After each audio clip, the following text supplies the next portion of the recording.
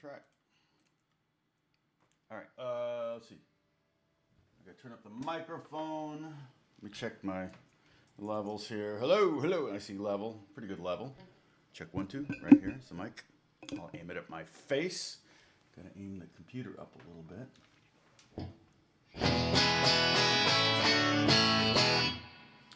So I'm still messing around with amplitude, digging it. That's literally just a,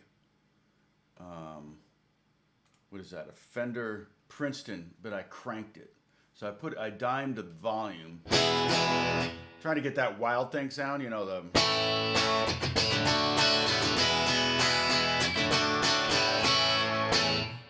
So for a track, let's see if I go all the way.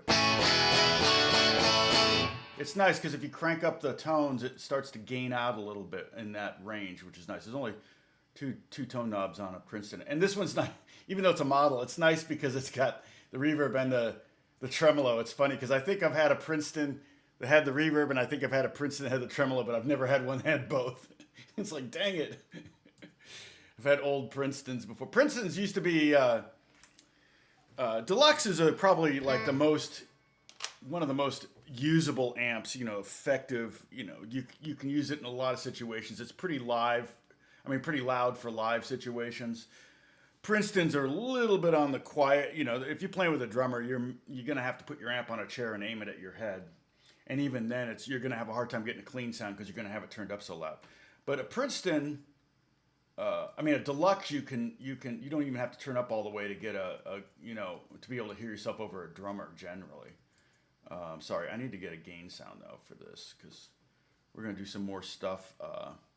Let's see, I want to just play something that I haven't. Collections. Now let's go back to Amplitude 4, British Miscellaneous. What's in here? Okay, I haven't been looking at these yet. Oh, there's a lot. Mexican Lead Crunch. What does that sound like? Oh, a Mesa Boogie. Woo! That thing's fucking. I'm sorry. That thing's huge. Sorry. Oh, I can't. The kids can't watch this one now. I'm gonna have to add something. Let's see. Yeah, that's too much. I can't do that one. You guys are going to sample that and then make a loop out of it. It's going to be a GIF, isn't it? Or a GIF. I never know how to say that. Oh, here we go. Metal lead. Oh, wow. Okay, these are cool. Tube vintage combo. What's that sound? Let's see. Dark jazz. No. Okay. Metal lead. I don't know if I want. I like British leads.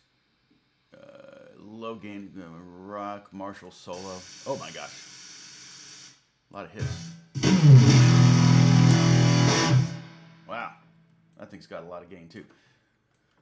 Let's see. Let me add. The thing is, I know my. If I add a distortion, a volume pedal here. Let's see. What do I want? I want a delay pedal.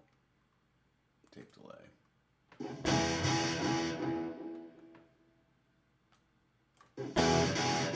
Wow.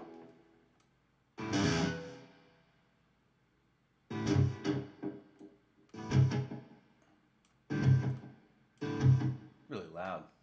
Hard to get it down to a decent. Yeah, that's too much. Let's bypass that. This is so boring for you guys. I feel really bad for y'all. Stereo delay. I just go with my standard stereo delay. I can turn this down.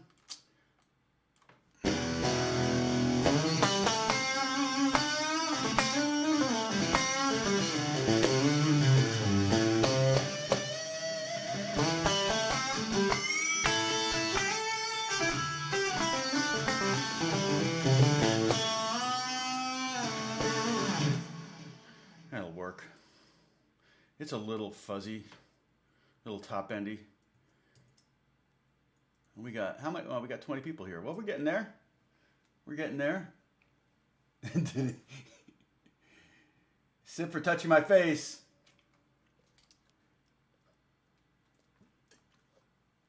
I'm gonna give some shout outs here. I don't always do that. So let me do some shout outs. We got, oh, Steven's here. Awesome. Good to see you, Steven. Dennis, thank you. I will. Okay. So I'm gonna do that right now, but it's gonna go away fast because everybody's, but I can create, this is a link that won't expire, and for Discord, which is great. And, like Dennis said, if somebody's being trollish, we'll just block them. So it works out great. Bonnie Lee, hi. Jim around? Where's Jim? I don't see Jim Lee. Richard, good to see you, man. Roger, the engineer, good to see you too. I think Jack's getting pretty sad about leaving JPL, but he'll be great. He'll do great. Hopefully he won't get lost in a big corporation, but you know, I don't know if Northrop is any bigger than JPL. They have 6,500 people up on the hill at JPL, just at JPL. So he wasn't, you know, he was a rising star there, but they didn't make him an offer fast enough. So let's see, Stephen Stout, good to see you. AJ, David Sillers, I was just commenting your pictures. It look cold there. It's gonna be 105 here in Los Angeles. Let's see, Richard Lawson, good to see you. Sip for touching your face. See, Richard's up on all the drinking game. Charlie B, good to see you. Gary pulled my electric for the first time since fixing my 12-string tuners.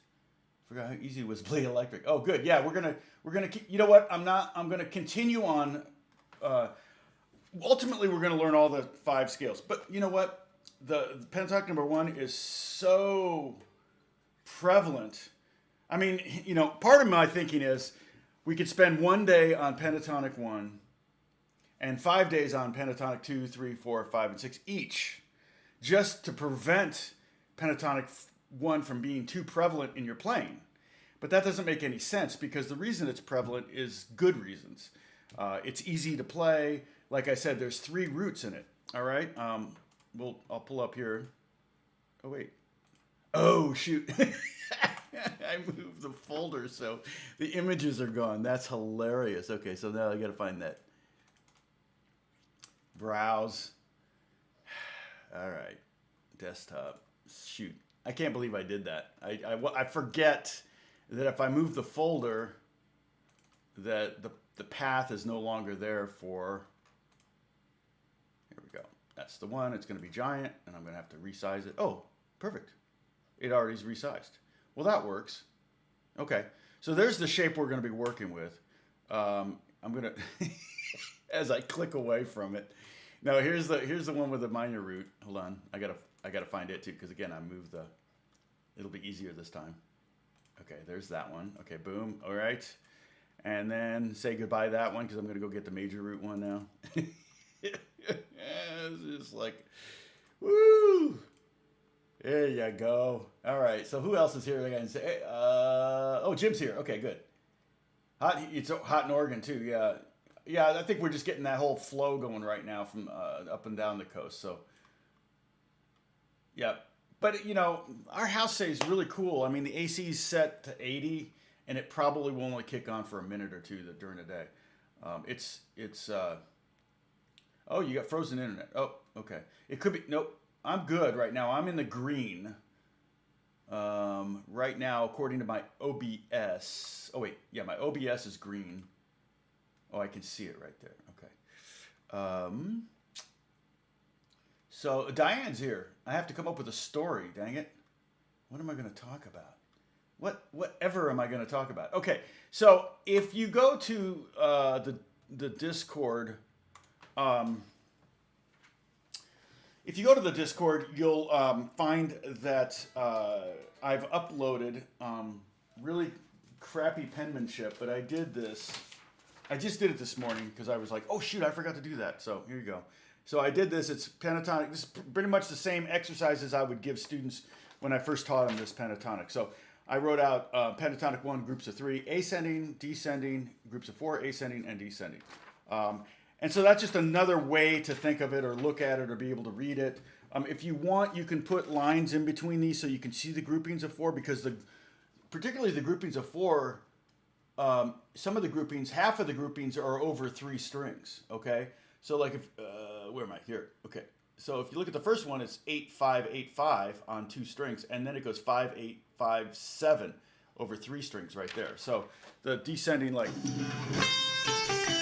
oh my gosh, this is way too gainy. Listen to that. Oh, you know what? Get rid of that. That's the first group of 4 in the descending group of 4. But the next one is this. So it's got 1 note on the first string, 2 notes on the second string, and 1 note on the third string. So what you might do is you might draw little lines in between those groups of 4, just so you can kind of delineate them a little bit better. It'll help you watch, keep your eyes tracking on that.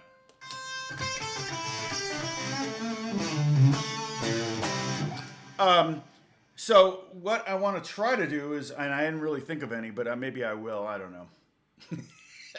But I'm going to show you some more licks using that scale. And, maybe some, like classic licks, if I can think of something that, what is it? Right? The end of Stairway to Heaven solo,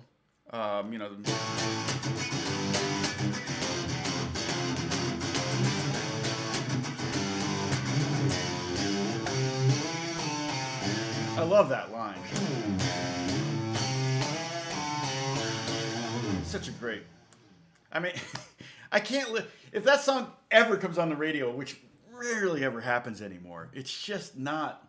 It's just funny, the songs that have kind of replaced. I mean, we only have in LA, we only have one AOR station, album-oriented radio rock station, whatever. And that is KLOS. Really? KLOS is probably the only one left. And I don't think I've heard Stairway to Heaven on that station in a long time. And I probably, just out of habit, if it came on, I would change the channel. I don't know that I've listened all the way through that song, as great as it is. It's such a great, I mean, I wish I could do some, like, what makes this song so great series, but I'm not as smart as Rick Beato. And mine would be more emotional and less logical, I think. I would look at these things at more of a, heck, I would probably even look at, what makes so many songs great is what you were doing when you first heard it. So that's different for everyone. I remember hearing that song, though. I remember going up to Chicago and staying with my cousins. We drove up and you're staying with your cousins. And I'm having to share room with Kent, my cousin. Kent, who's just a great guy. And, we're sleeping in the same bed. We're just kids, or, I guess we're in junior high or whatever. And he goes to bed with the radio on. And I can't do that because I'm a guitar player. And he totally would just fall asleep, like, within minutes. And I'm just laying there listening to these rock stations, and I'm hearing Heart and Yes and lots of Zeppelin and all these, great rock bands. And I'm just laying there. I get no sleep because I'm just listening. And my brain just won't turn off. Hey, Frank, good to see you. B Kitty, yay. Hero, how you doing? Yes, yeah, you probably do have to call in to request that song. Avito, good to see you, my friend. Oh,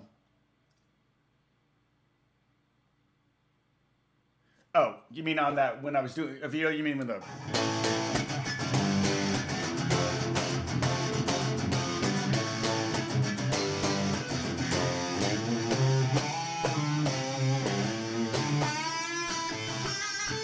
I'm just going...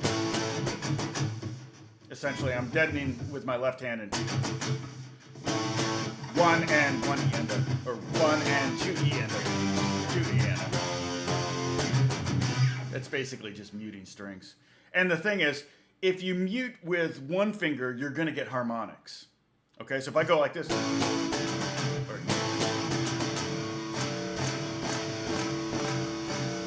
going to get a lot of notes. So generally, what I'll do is I'll mute with 4, and you get no overtones. Just the strings can't generate overtones. If you have 2 fingers on, they can't generate overtones. So, but if you have 1 finger on, that's where you got to be careful. And I was actually struggling with that doing a session yesterday. I was playing the bass six, the white guitar hanging behind me there. I was playing bass six on a new game. Well, it's a game coming out called Watch Dogs, and I was trying to play this line that was kind of difficult to play. I was using a pick, which was what I was going for, and had a lot of fuzz on it. And I kept getting harmonics because I couldn't mute the string with two fingers when I was changing notes. And so I kept getting this pitch that was a half step out of the key, and it was driving me insane. And I had to figure out a way. I had to refinger it and play it differently than I had planned on playing it, which made it even harder. Because like I always tell you, there's multiple ways to play something on a guitar, which is great. Same with violin and viola and all that. You can find the same note in multiple places. But guitar players will always gravitate towards which place is the easiest to play. You can always count on that when you're trying to figure out something. And I had to go to the second easiest place to play the lick, so it worked out. Yes, we're up to part 3 in the Watchdog. Is that what it is? Is part 3 already out? Because I've worked on whatever the new one is. I don't think it's out because I just 2 days ago yesterday played on the trailer for it, the end trailer. So, and they were mixing today. So I think they're getting ready to go. So maybe it's Watchdog 4. I don't know. I actually play a busker in it. And remember I told you guys I didn't know what a busker was? I've been a busker. I didn't know I was a busker. But I actually, in the video, I actually wrote a little acoustic guitar jam and recorded it and sent it to them. And so they're going to have, like, I'm going to be this busker on the street somewhere. And I think you can shoot me and run over me and all sorts of stuff. Okay, so is it out yet, Dennis? The newest one? It's not yet, is it? I mean, I never did sign an NDA on this, so I don't know what I'm giving away here, but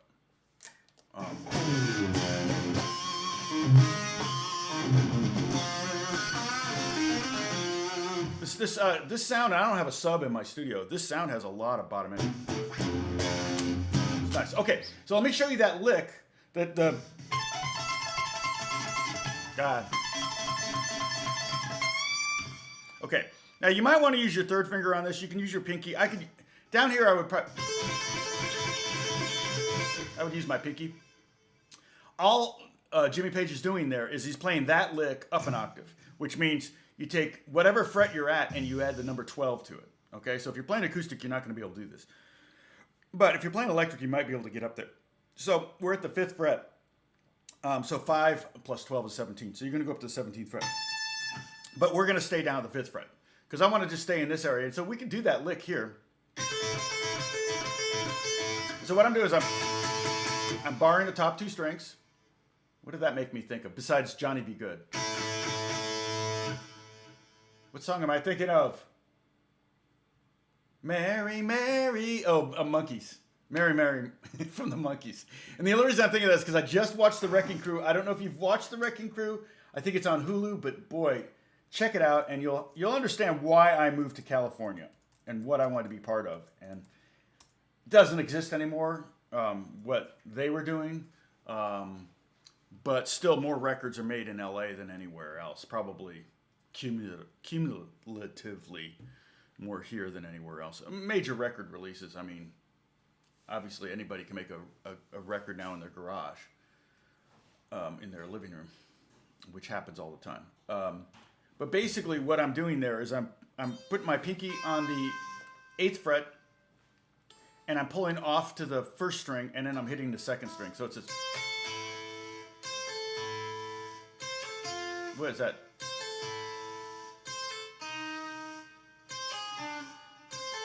Whoa, that's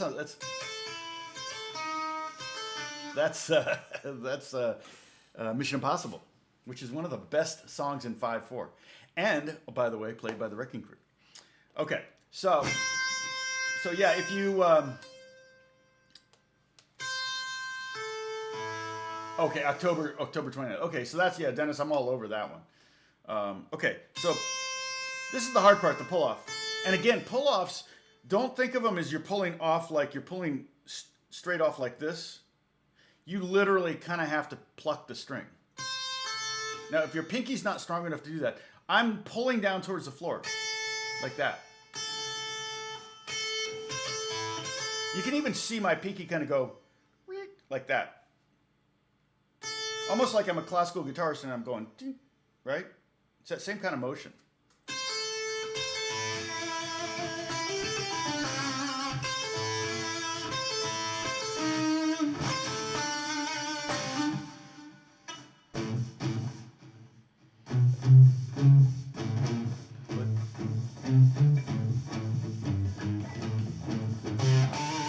Okay, it's actually, I think, that may be, I don't know what key it's in. Can't do it in E because I can't get below. Yeah, monkeys are great. I mean, just because it was just such a, like, oh, okay, the Beatles, we get it, the Beatles. Okay, let's do the Monkeys, you know. It's like they misspelled the name just like the Beatles misspelled their name. Which, again, was one of the worst band names ever. It's just an awful band name for both of them. But Monkeys actually is a funnier name. But, so you got the pinky pull off to first and then hit the second string. And you're going to keep them together. So you're going to 1, 2, 3, 1, 2, 3, 1, 2. You're going to do it like a triplet. Okay? Now, if you have to use your third finger because your pinky's just not strong enough, you can do that too, if you can reach.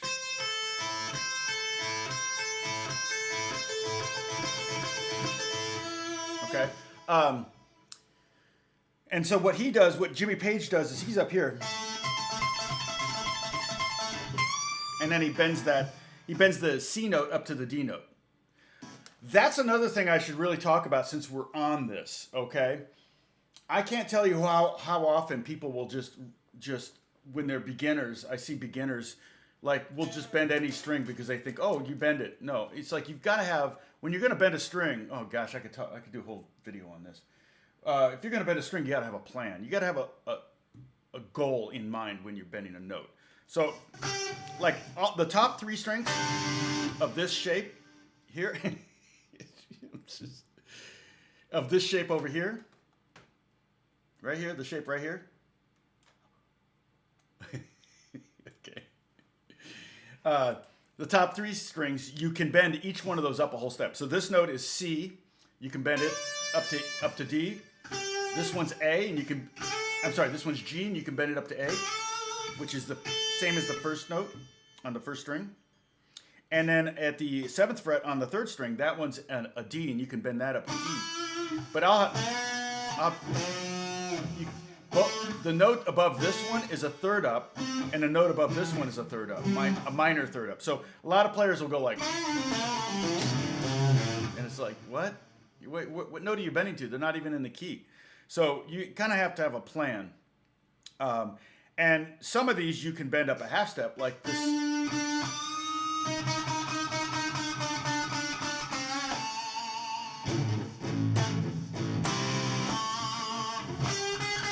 But, well, max semitones you can bend is however far your string will take. I mean, I've bent as much as 4 semitones, which is a major 3rd. I bend a minor 3rd a lot. I like bending minor 3rds. I like the sound of it. Lukather did that a lot. That's where I got that from. But I think he did a major 3rd at the beginning of the 2nd solo on Rosanna. But that's what I'm telling you right now, is basically you have to know what notes you're playing. Okay? Avito. So you can't just go, oh, okay. You kind of have to have a plan. Now, there are things that work. Like, for example, even that's a C. Okay? So you should know the names of the notes here, which is kind of part of the reason why I wrote them out. That's like level 2. Level 1 is just getting the pattern down. Level 2 is knowing what notes you're playing. But if you know you're playing a C, then the next note in the scale is D, which is 2 semitones. No. Actually, Vito asked, so always bend in key? No. Because if I want to create a blues sound, I can take that C note and go to halfway to C sharp. B.B. King would do it.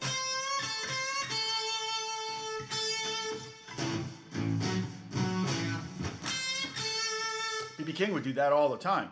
You could also bend it all the way to the C sharp, which is out of the key, out of the minor pentatonic, out of the minor pentatonic key right there, okay?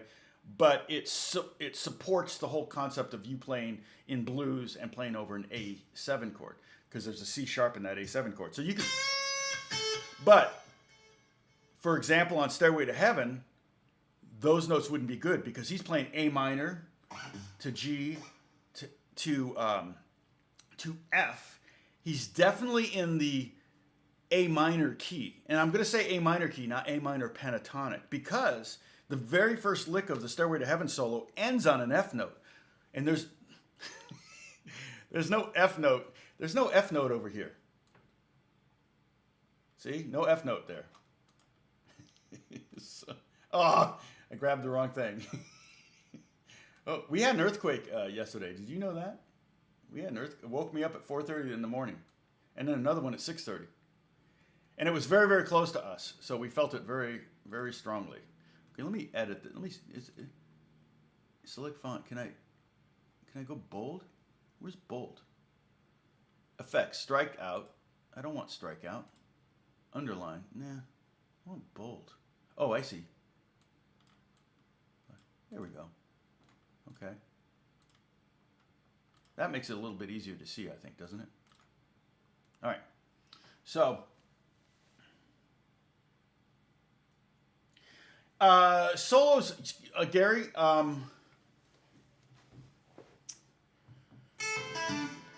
solos should be planned. You know,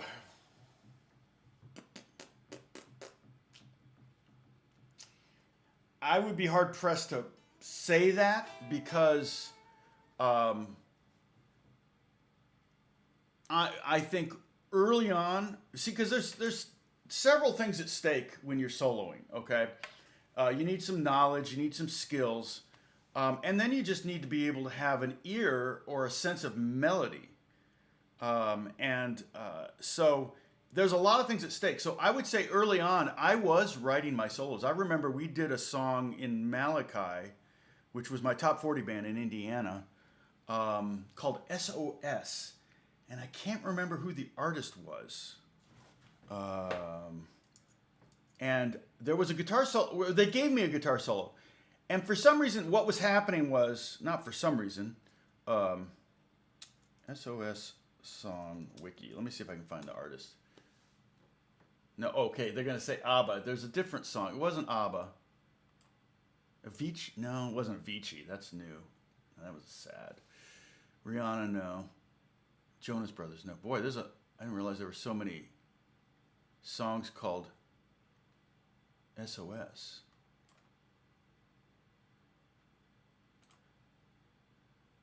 Let's see, how far back do they go? La Bouche? No, I don't think. German, no. It would have been...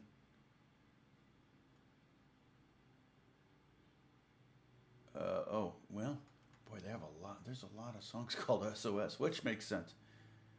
ABC 84, no. I remember that one. This would have been 79, 80, somewhere in there. And so what that's so weird. Motley Crue, no.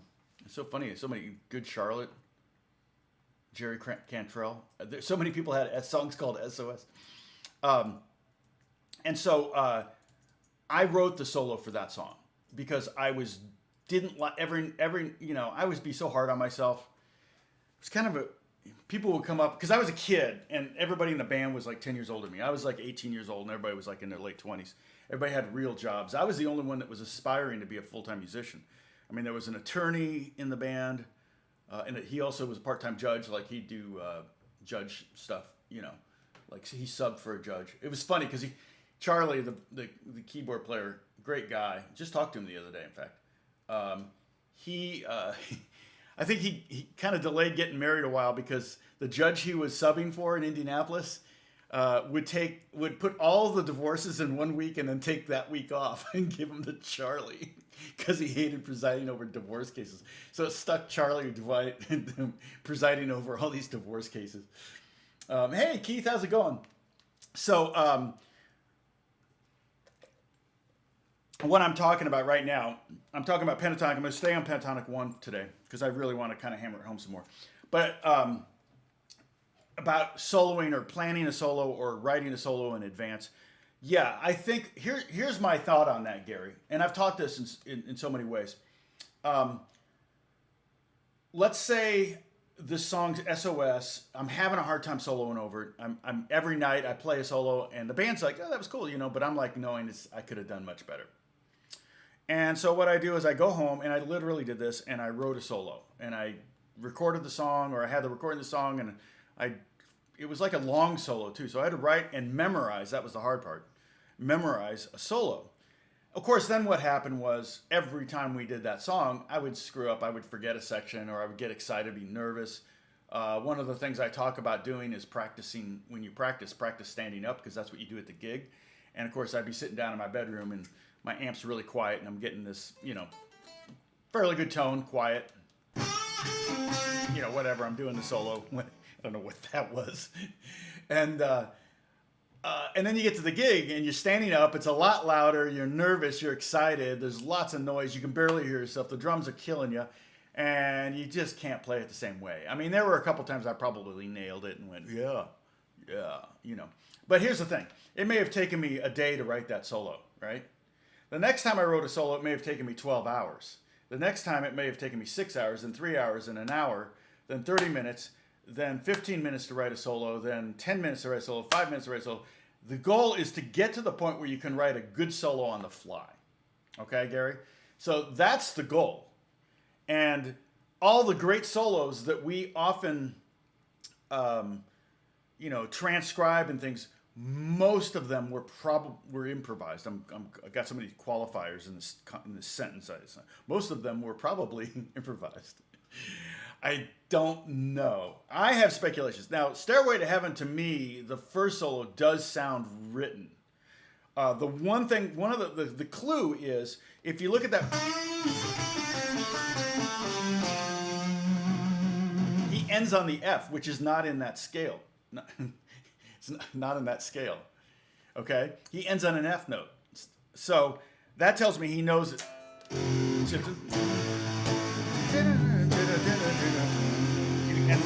He ends on the root of the chord that he's on.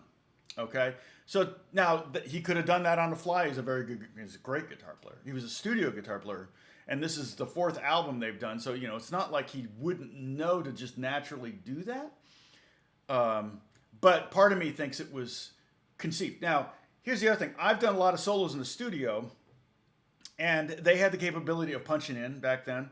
So he may have done it phrase by phrase, and I've done that where I'm in the studio with the engineers there, the artist is behind me, whatever, the producer's sitting there, and I start doing a solo, and I have an idea for the opening lick or something like that. You got to have a good opening salvo, and so I come up with a good opening lick, and then it's like I try something else that next, and like, no, it didn't work. So, but keep the opening salvo. Let's punch in there, and so you kind of craft a solo. I've done that many times.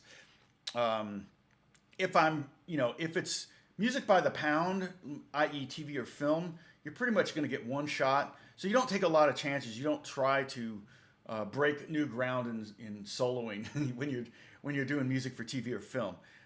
Because, like I said, it's music by the pound. It's get through this cue and go to the next one and get to the next cue and so on and so forth. So you do stuff that's pretty, you don't get a lot of solos in TV and film anyway, unless it's an action scene. I did a movie, one of the first movies I ever did, features, was a movie called, in fact, it was the first time I ever got a song in a movie. It was called Supercross. And I played all the guitars on that, and we slaved over those guitars, and we just spent so much time on it. And then when I saw the movie, like the motorcycle noises were so loud you could hear the music. And I'm doing all these solos all over because there were, I think, in the movie, there were like 3 action scenes that were 10 minutes long or longer. And the composer, it's like, it's so hard to write an action scene and keep it actiony, let alone for 10 minutes, let alone 3 of them. He was dying. And so he was depending a lot on me to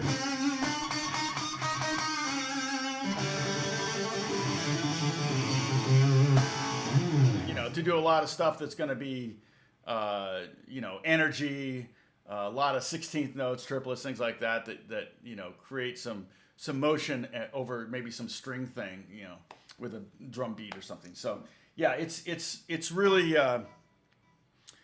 it kind of depends on the situation.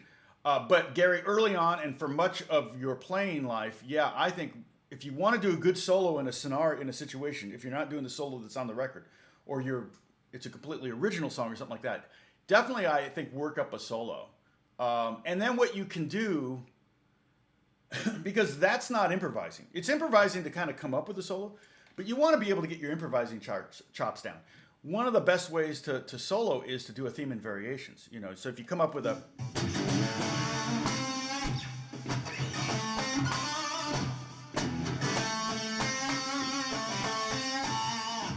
so the theme is bum, bam, but then the variation boom, boom,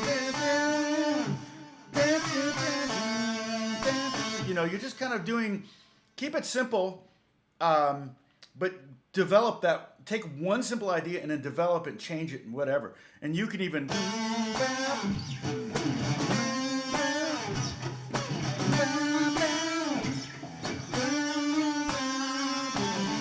you know, you can take a rhythmic idea and change the melody of it.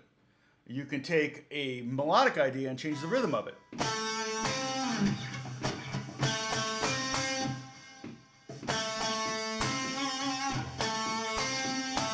Right? So what I did there was I took the same melodic idea, but I changed the rhythm. If I take the same rhythmic idea, but change the melody, it'd be like 3, 4, 3, 4, 3, 4. There, Avito, there's your minor third. There's 3 semitones. Okay, so multiple things where I'm talking about here. Just because my brain wouldn't shut down. I was sitting there listening to him, going, "How did he do that? How did he do that? Oh, how did he get that sound? Oh, what kind of guitar is he playing? What key is this song in?" It's just, I can't sleep with music on. This is no way. Never gonna happen. So, I mean, when I was a kid, it would take me 2 hours to fall asleep anyway. Now, after having kids and not getting enough sleep for years, my head hits a pillow, I'm pretty much asleep. Last night, not so much, but most nights. Keith is here. Hello, Keith. Good to see you. So, so when you are going to bend in this pentatonic scale, I mean, that first string, that's kind of hard to bend that. What I would do is I would play that next note in the scale so you have it fresh in your ear. So this is a C. After C in the scale, right there. Okay, after C in the scale is D. And so hit the D, and that's what we want to bend to. Okay, now that's not easy. Let's go. And now if you're playing acoustic guitar, you might just slide. Okay, I wouldn't. I mean, unless you have really light strings on acoustic guitar, I wouldn't bend more than a half step sometimes. You can do that kind of bend, okay? But a more, very, very common, okay? Well, let's start with the Stairway to Heaven. I'm kind of stuck on that one. The very first lick, he bends the D note here, okay, which is the third note in A minor pentatonic. He bends that to an E. So play the D with your third finger, reach out, grab that E with your pinky, and try to bend right up to it. You might go a little sharp and have to come down. You might go a little flat and have to push harder.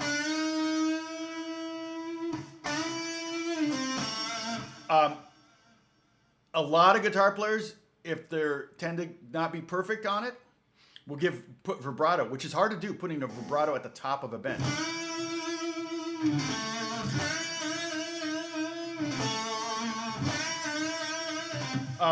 Opera singers do it all the time. Here's the E note, and then they're singing a little above E, and a little below E, and a little above E, and right? You know, because they just got to get in the range. Practice being dead on. Practice playing some vibrato. Like if I do a faster vibrato, I'm kind of shaking the whole neck or my hand. If I do a slower vibrato, I'm kind of more moving the string up and down. It's kind of like same guitar player, different song. That's a whole lot. Is that Whole Lot of Love or Heartbreaker? Is that Heartbreaker?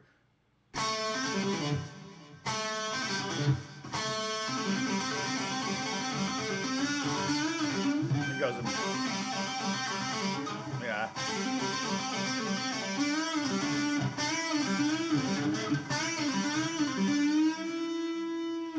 It's such a great solo. When I first heard that, I had my friend John Dinwiddie. I've mentioned him before. John Dinwiddie, a great guitar player. He could play that. I remember going to a jam session and he played that solo, and I was just like, I couldn't imagine being that good. I still can't. He nailed it. But Jimmy Page uses that same keys, same pentatonic scale, or still A minor pentatonic for the most part.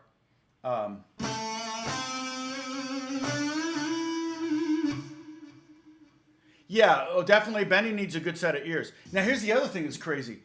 Every guitar feels different. So what happens is I'm such a Fender player.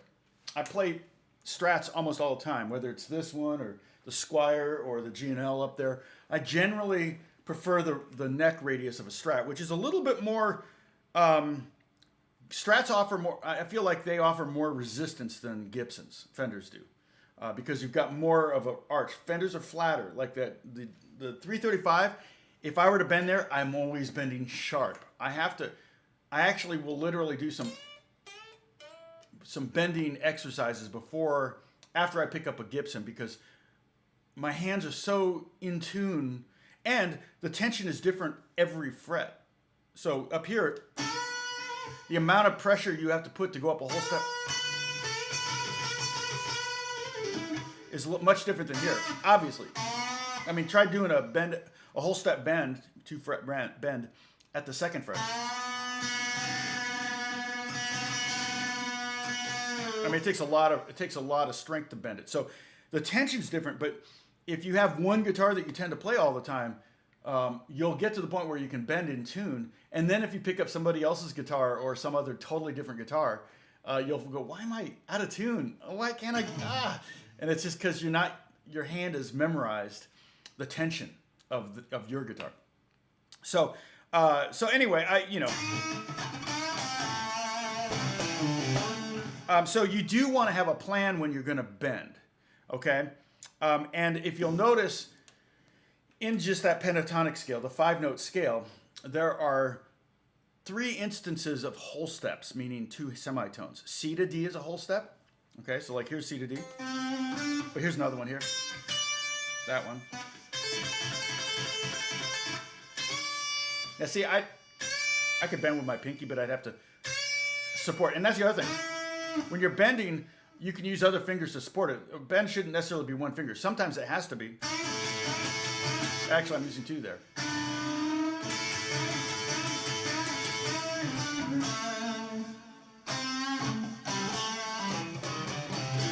Okay. But the C to D, the D to E, and the G to A, those are the 3 whole steps that you can bend. So that's here to here, here to here, here to here, here to here.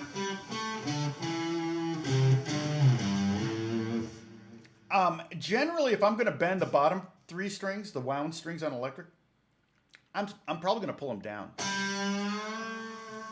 Right?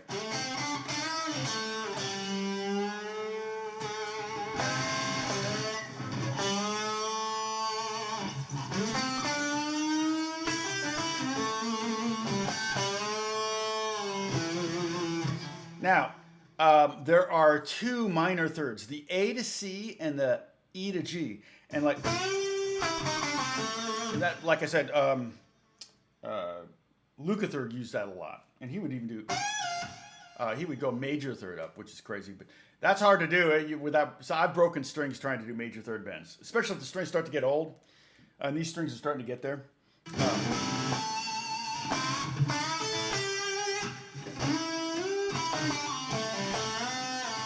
So like there, I just bent that A down to C. I bent that A down to a C note.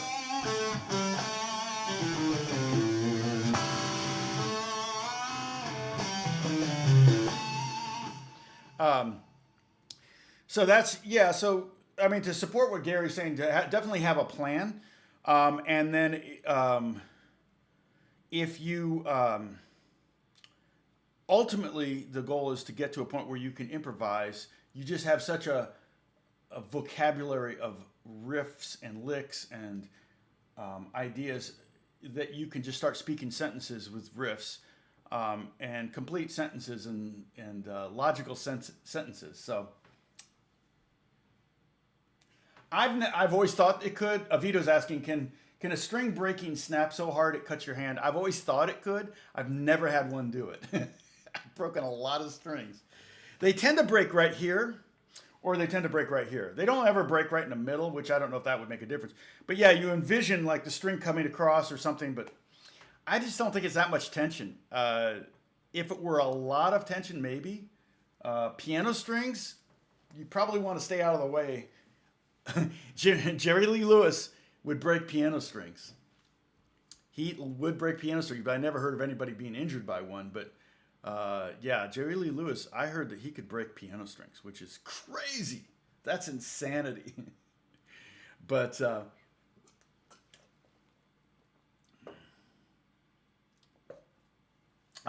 AB is asking, are there any money spots when it comes to landing on a note other than the root note? Fifth and third sound great. I like seconds, which isn't in this, but like if I were to do, yeah, so I might, the money tones or money notes, I might, let me see, I have to, let's see, create. I'm just going to play, I'm going to create like a, let's do piano. Yeah.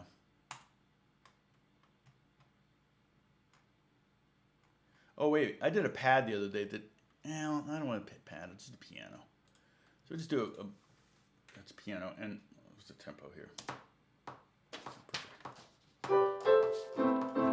So I'm just gonna do the kind of A minor to G to F to G, maybe. No, that was a bad start. 3, 4. 3, 4. 2, 3, 4. 2, 3, 4. That's basically the chord progression for Stairway to Heaven's solo end, right? Very, very minimalistic. Let me soften that a little bit so it's not like killing the bass strings. Okay. So, all right.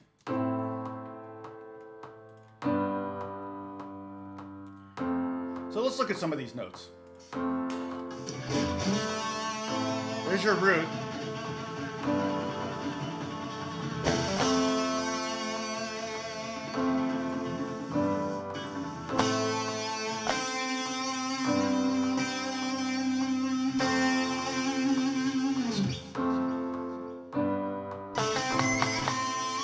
Did I need to quantize? Did I need to I didn't quantize, did I? I did, yeah.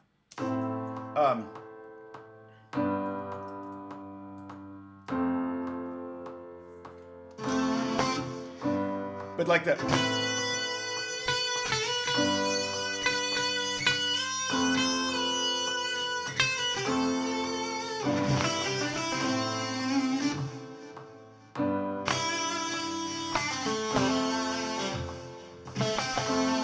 The seventh is nice, the G.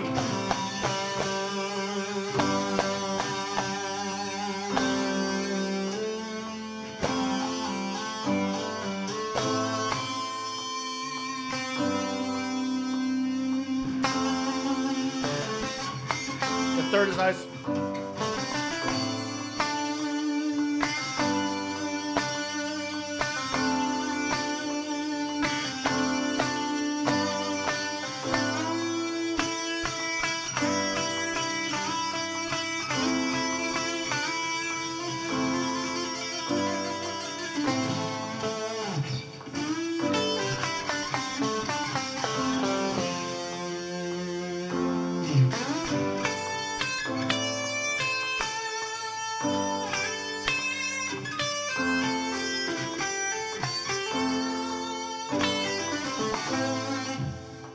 hold on a second, let me turn this off for a second.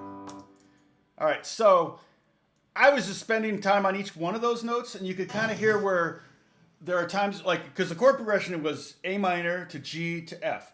Now, A minor and F share two notes, a C and an A, okay? And the G doesn't share any notes with either one of this F chord or the A chord, A minor chord. So that's when you had, sometimes you had tension over the G chord that you didn't have over the A minor. Like if I played a C note, the C sounds fine over A minor and it sounds fine over F. This is where knowing a little bit of music theory is really handy. But over the G, it's going to create tension because you've got a B note there and you're playing this, you're sitting on that C note and it's creating this sus4 tension, right? And then, yeah, the F note is out of the pentatonic, but when you get to the F chord, it's nice to have that root, but in some ways, he could have totally gone.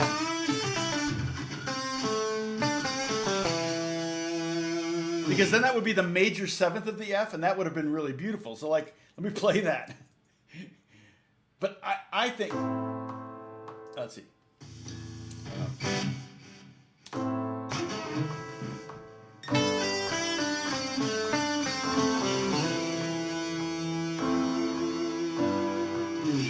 See, I kind of dig that. I think that that's kind of cool. But he opted to be more inside than outside. We talked about this before, about playing outside and how you could play the same pentatonic scale in 12 different keys over one chord, and each one of those scales would be more in or more out. And some of them would be so far out that none of the notes sound good, or they are hard to justify. But basically, in this situation, Jimmy goes to the ends on the F note. Another thing to note about that solo in particular, but also Jimmy's style, there's a lot of pentatonic going on. In fact, here.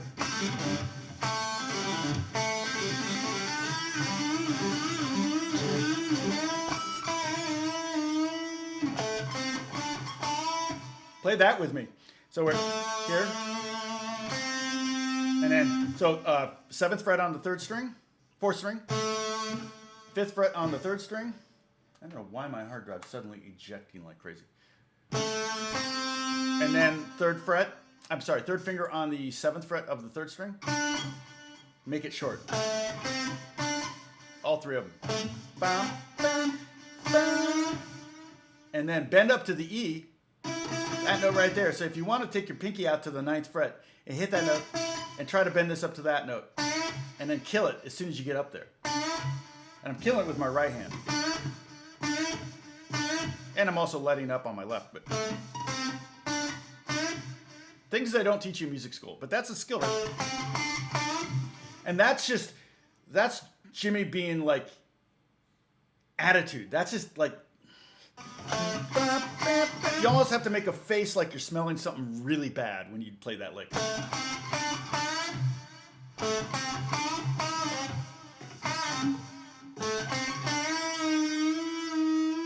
Now there's an example where he bends up to the E from the D. D to E is a whole step. It's one of the notes in the scale. But when he brings it down a little bit, he doesn't go all the way down to D. He goes to D sharp. So now he's playing that blues note.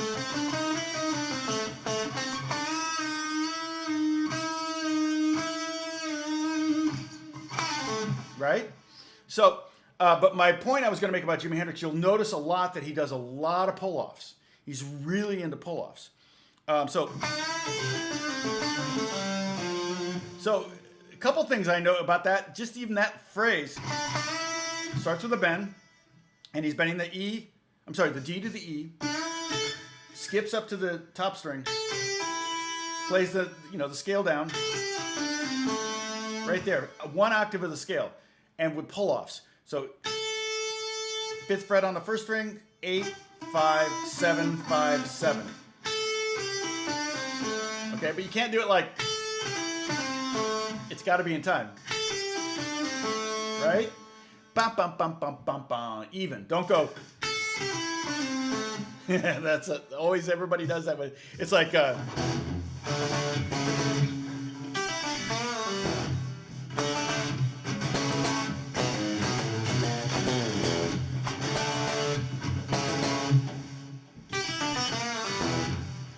start the lick. They always started on the downbeat. It's on the E, 1 E. It's on the E of 1. 1, 2, dun, dun, dun, dun, dun, dun, 2, 3. It's on the E of 3. And so that's really hard to get, that lick, that particular lick, and that's also pentatonic number 1 for the most part. But with a blues, that little blues note built in there. So yeah, right. So that's a lick, the beginning of that. Oh, he also puts vibrato on the top of that. Trust me, I've taught this solo so many times. It took me a while. I mean, of course, I taught it wrong for many years to kids, you know, and then every time I listened to it and a kid brought it in and wanted me to teach it to him, I went, oh, wait, I've been teaching it this way and it's that way. You know, it's like certain things you kind of figure out, and I'm probably still wrong on some things. But one thing I noticed, that he hits the open G string at one point.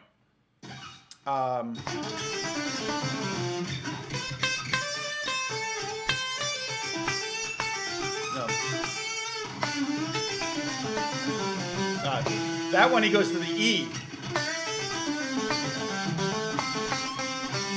That's when he hits the open G.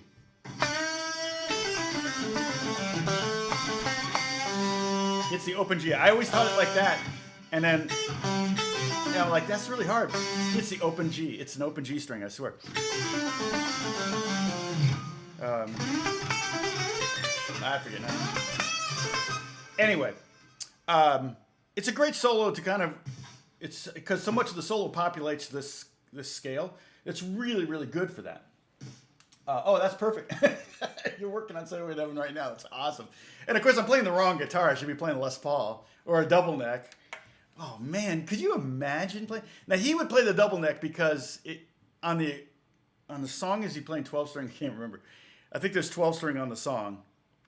And I never taught it on 12 string. I don't ever had a student come in and learn it on 12 string. But it's originally on 6 string, and then I think 12 string comes in about halfway through. So he wanted to have that 12 string handy live and then be able to go to the electric. So yeah, it's just crazy. Hey Barry, good to see you, man. So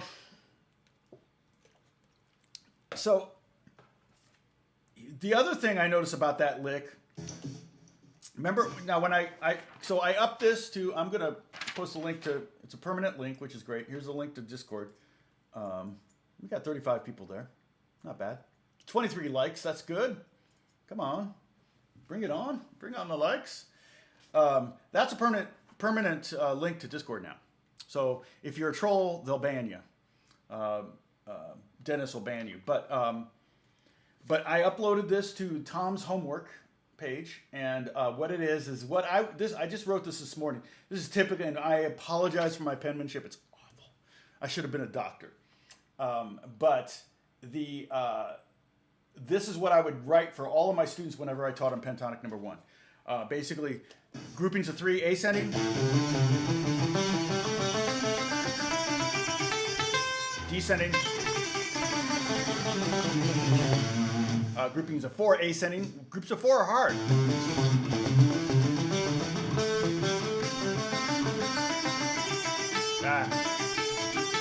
Because you have to cross strings. You have to play 2 notes in a row that are on the same fret. And that's really tough to do. And then descending is a little easier.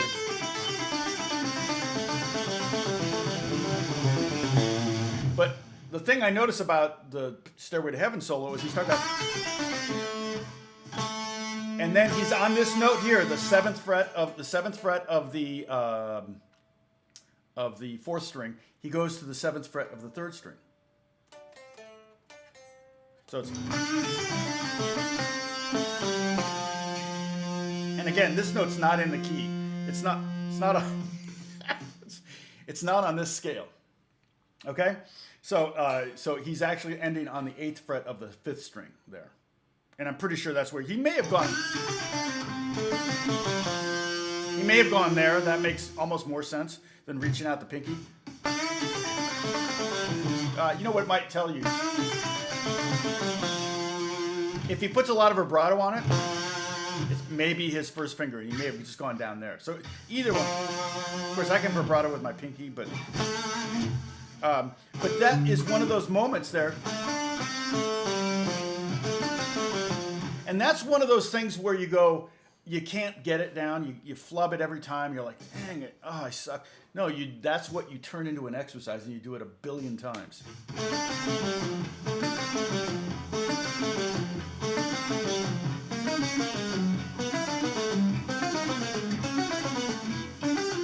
And now when you get to now you don't. It's like it just your hand will just go there, and you won't even have to think about it. But the other thing that Jimmy Page does a lot is he does a lot of pull-offs. So he'll play. So what you can do is, like, when you're doing these descending groups of 3 and descending groups of 4, you can do them with pull-offs. So anytime you have 2 notes on the same string, pull off from the higher note to the lower note. Okay. So groupings of 3. Here's what I did it before, just a second ago. I did it with all plucking, right? Right hand is very busy there. But if I do it with pull-offs, my right hand's about half as busy, and it has a completely different vibe to it. This one's a little bit more frenetic. If I pluck every note, it's a little bit more intense. And if I want to use a muted sound, I'm going to have to do it that way for the most part.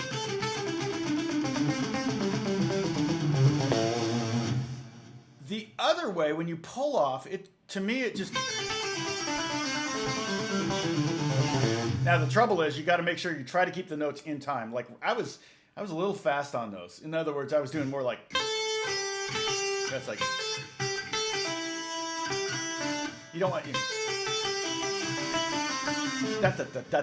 You want to keep them real even, okay? You don't want to go da-da.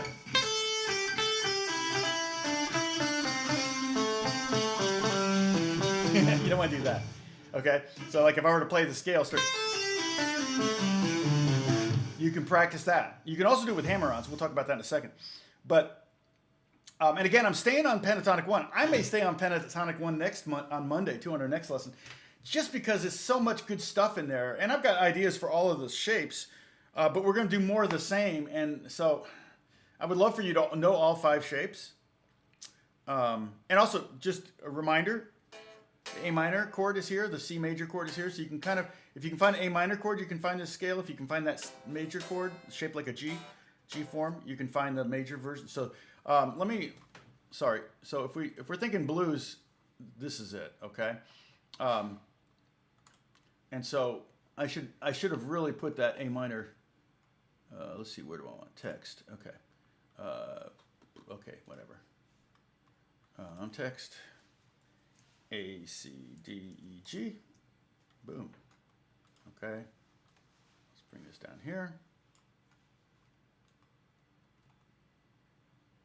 Okay, so that's those, start A, C, E, G. And you want to learn this as much as possible. If you can learn which notes these are, not too much to ask. Okay. And then when we get to the major one, okay, it's the same thing, same notes. But now we're going to think of this yellow note as the root, which those are all C's on your guitar, assuming your guitar's in tune. I hope your guitar's in tune. Let's see, text. Okay, I'm going to do the same thing, but this time I'm going to write C, D, E, G, A. And that's a C major pentatonic scale. And so those are the notes in order. So it's the same notes, it's just it's just starting on C instead of starting on A, okay? All right. So, let's see, what's going on here? Uh-oh. Have we had any trolls? Not really. I don't think so. That's good. Most doctors, I think it's a male doctor thing. Most male doctors have horrible handwriting. And maybe it's because they had to take so many notes in college that they just got this, like, kind of hieroglyphics that only they can read. But I don't know.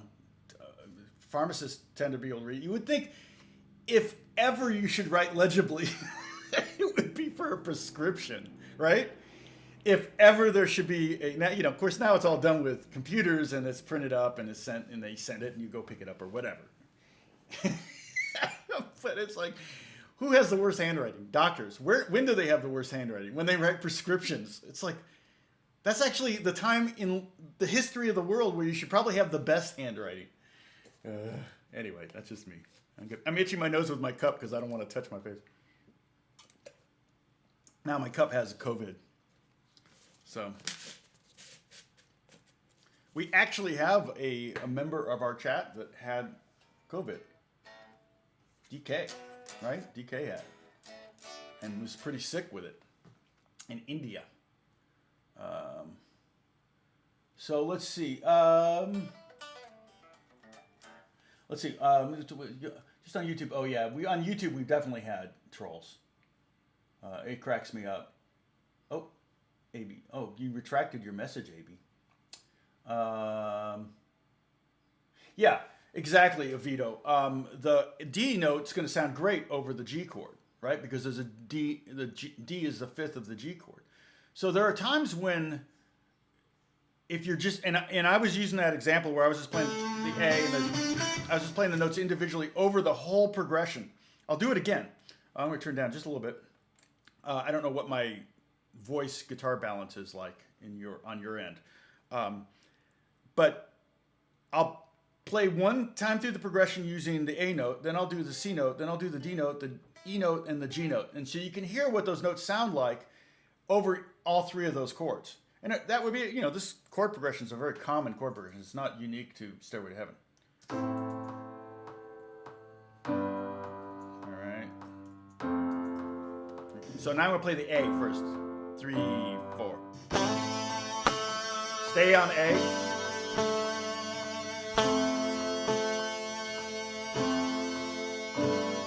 C.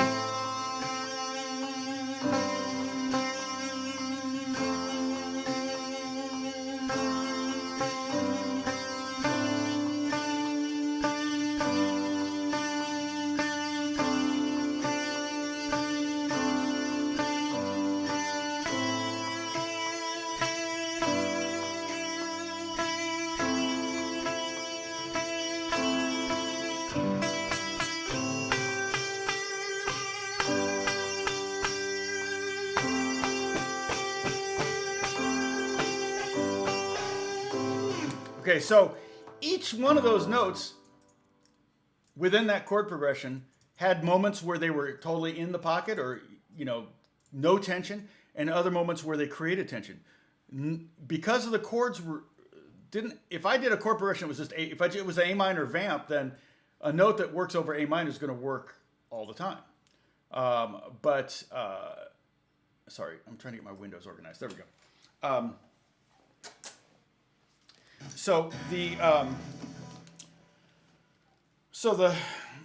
There are times, and again, knowing a little bit of chord theory, and we've talked about this in the past, we definitely did the key of C, which is good. If you go back, I don't know, probably day 35, 30, 40, I don't know when I did chord theory. We're at 94 now, isn't that right? Is this less than 94? Yes, 94 in the COVID era.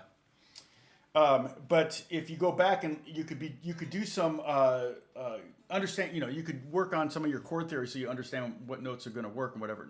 And so this would be a case where I would use on the fly. Hey, Barry, on the fly, I would use my music theory knowledge to change what I'm playing. So I might go.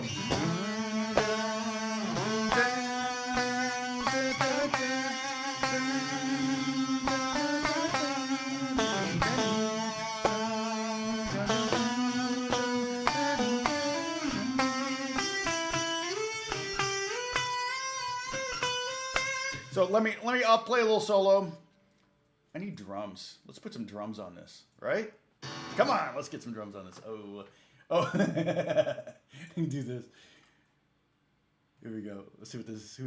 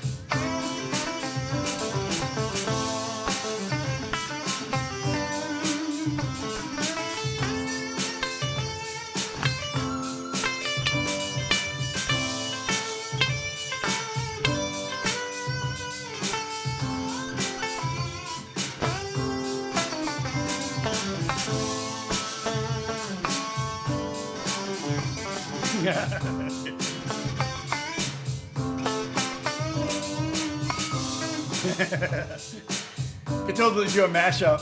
Hold on, let me get this. You could totally do a mashup, play the guitar solo of Heartbreaker over Stairway to Heaven. It'd be hilarious. Yeah, that would get some views on YouTube. Still get a takedown notice, but let's get it on type beat. Let's get it on. I don't know, what would I do over that? Yeah. Let's see. Oh, I see. I ordered a new volume pedal.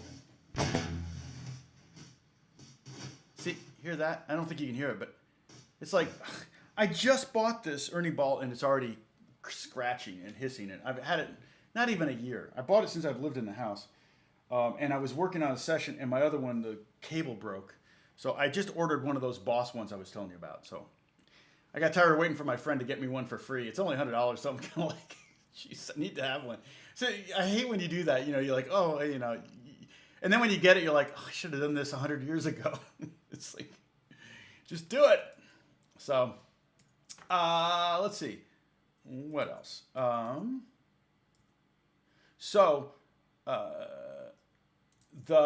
Let's play that lick. Sorry, I'm getting my windows organized again. Play that lick. I like the bottom end on this.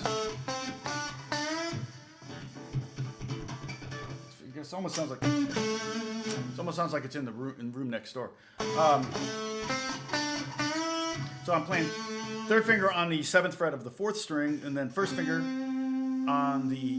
So I'm playing the A, and then I'm playing the C, and I'm playing the D, and I'm bending up to the E, and then kill it. Do it again. And bend it up twice. Like that.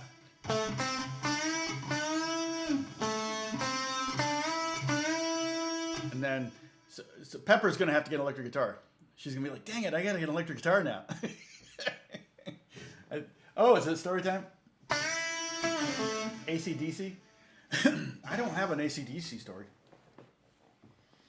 I already told you about meeting, and I just literally said hello, you know, nice to meet you to Alice Cooper. I'm going to have lunch with Alice Cooper. He seems like a really cool guy. I would love to have lunch with the guy. And I posted that on my Facebook page, and somebody said, oh, I actually know somebody who knows him. Maybe I can arrange it. That would be pretty dope.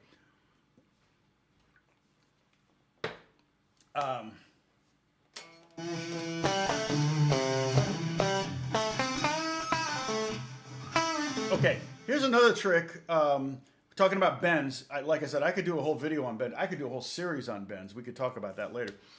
But there's something called a reverse bend. So when you bend, normally think like that, okay? But what if you want the sound coming down? Okay. No, see, that's the sound going up and down. What I want is just the sound going down. So what you have to do is you have to pre-bend to the note you want, which is really hard because now you're dealing with pressure memory, okay? So let's see. There's E. A little sharp. A little flat.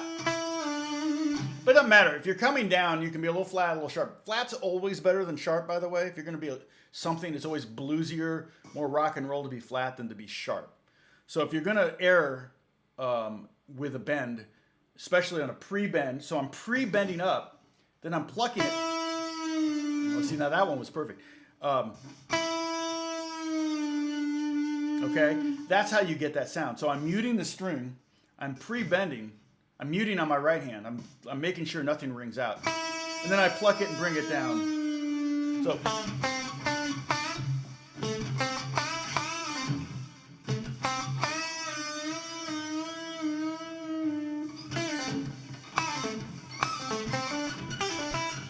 You know, that section of that solo is a literal clinic on bending. He did so many different bends. It's like that theme and variation. It's like when I was telling you my friend that was playing, you know. What is it?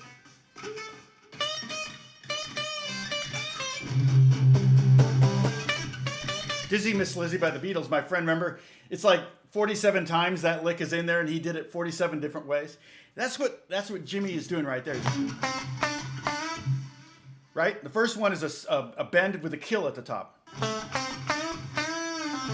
He does it again, but this time he does it up and down. And with a pull off. You can practice that. Yes. Can you bend up? Now I can bend up and slide up.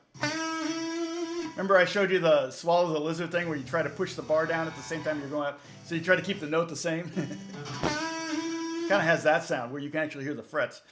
I could go down from there, but he goes.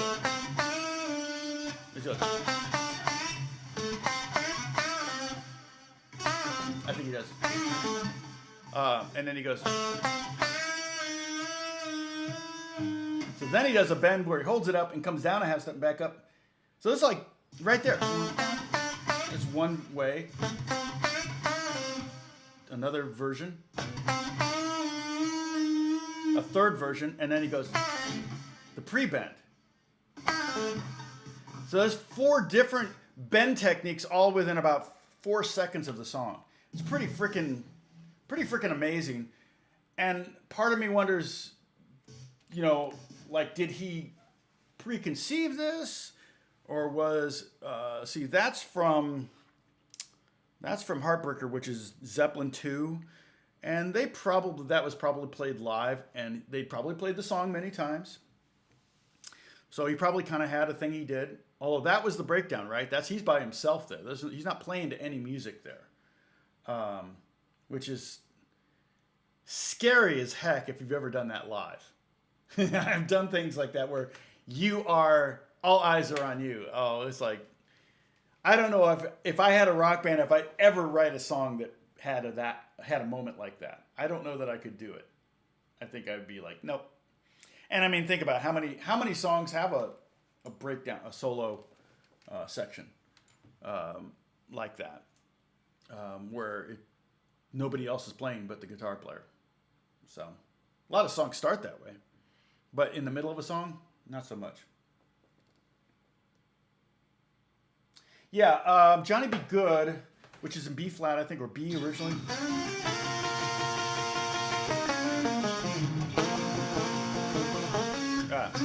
What's it?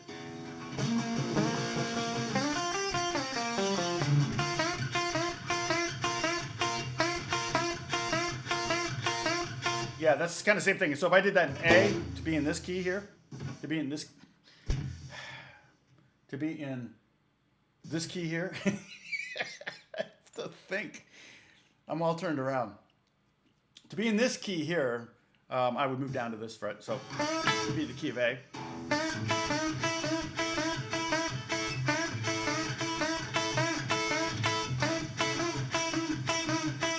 He may have slid that. I'm not sure. Sometimes I hear it as a bend, and sometimes I hear it as a slide. Chuck Berry. And actually, there's 2 guitar players there. There's one, it's a live track, I guarantee it. The vocal may be in overdub, but vocal may have been live too, and at the same time. And you'll hear one guitar tone and then another guitar tone. So it's interesting. So he has another guitar player playing with him, and so.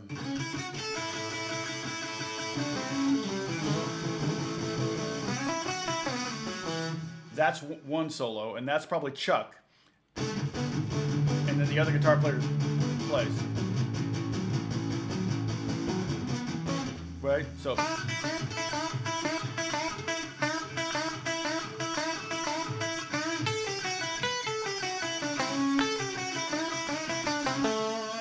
And that's interesting too, because it kind of does. He's playing like the. He's playing the 6th and the 7th like he's going.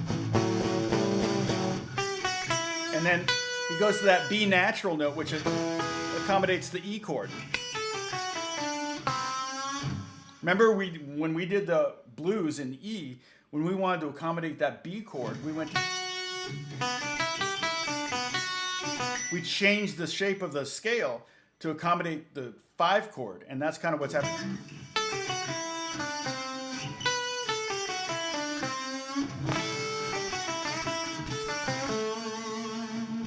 Yeah, so bends are definitely a big part of. You can so much of your fingerprint can be built into the bend, that your bend could be very unique to you. I find that's true with vibratos. Vibratos, you can have a slow, shallow vibrato. You can have a slow, deep vibrato. You can have a fast, shallow. You can have a fast, deep. And everybody, and everywhere in between. And every guitar player kind of has their own speed and depth. And when you if you were to analyze it, it probably would almost be a fingerprint. You could almost probably take a vibrato of Stevie Ray Vaughan and then use some kind of software and use it on a song and go, is this Stevie Ray Vaughan? And it would go, yes. That's probably the signature, the vapor trail of a guitar player is their vibrato. And so you might be able to signature a guitar player based on their vibrato. So that's kind of always been my thinking anyway. And it wasn't original to me. Somebody told me that a long time ago. And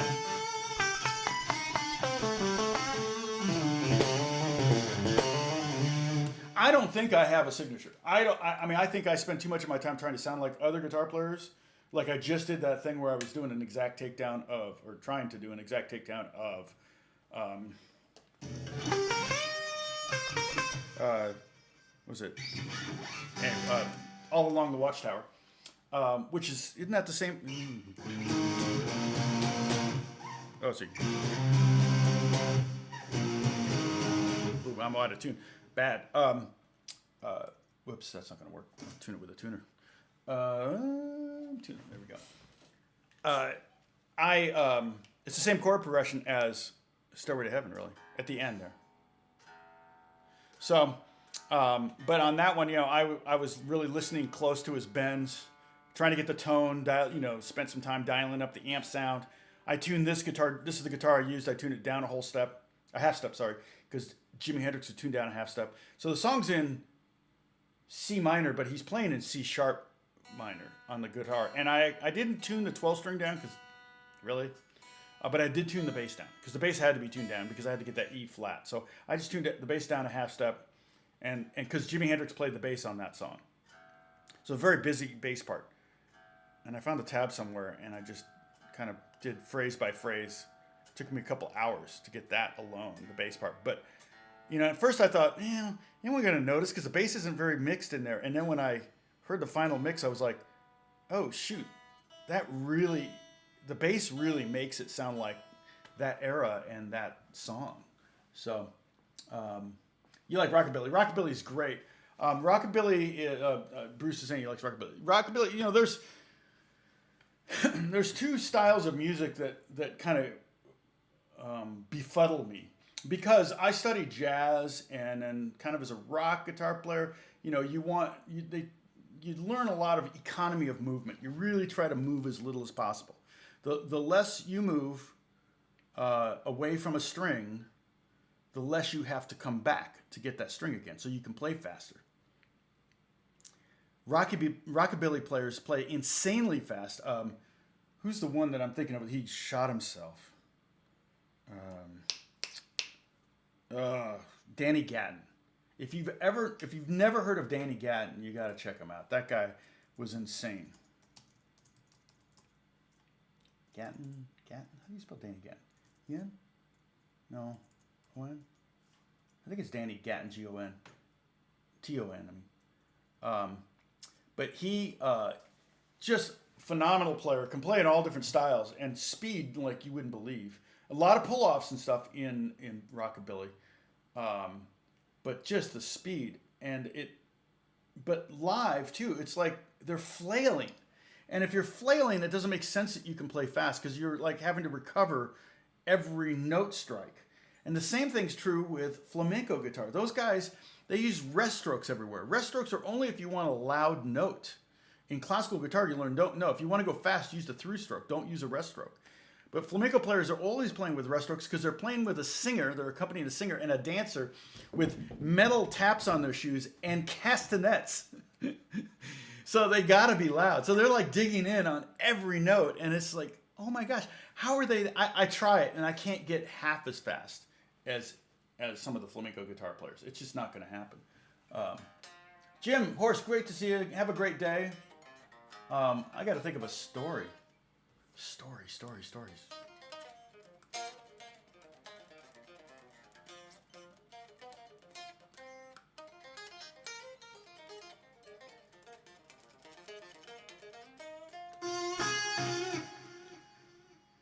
I have not been on tour with any artists, and no, I'm a homebody. I've toured like for 2 weeks in Japan with a sax player. We doing like jazz and gospel stuff, and it was a lot of fun. But boy, 2 weeks I get homesick. It's just I don't mind traveling the world, but I like doing it on vacation with my wife and kids if I can, you know.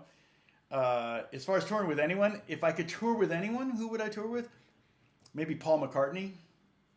Those days are short now, and he's got a band. He's had the same band forever. I do know his drummer, Abe Jr. I know Abe, and I know Mateo, Abe's other son, great guitar player, bass player, record producer. I don't know if Abe would know me. Either Abe. I don't think Abe Jr. or Sr. would know me. Abe Sr. might. Yeah. I mean, I've met him a couple times. I'm trying to think if I've ever really worked with him. I played on the same records, but you're not in the same thing. But other artists, Radiohead, sure, but that's a band. You're not gonna get a tour with a band. And the other drag is if I got a gig with Radiohead, I'd have to learn all those songs. And not that that's a bad thing. I have a feeling they don't really have a set list. I think they just start playing songs. But when I saw them, I felt like they were just like talking to each other between songs for like 5 minutes, and then they go, "Okay, let's go." The Dave Matthews Band did the same thing. They were like, they spent more time talking to each other between songs than they did actually playing songs. But I'm gonna touch my face so we can take a drink. Cheers. No, and I don't think any artist could pay me enough to go on. I mean, they could pay me enough, I suppose. But I really, I generate more revenue staying home writing than I do when I'm touring. When you're touring, when you're playing gigs, you really get paid once for the gig or to the tour, and that's it. But when I create music, that's the gift that keeps on giving potentially. So. Yeah, so that answers that question. But let's see. I'm trying to think if there's any stories because I'm trying to think of a story. I'm trying to think of where. I'm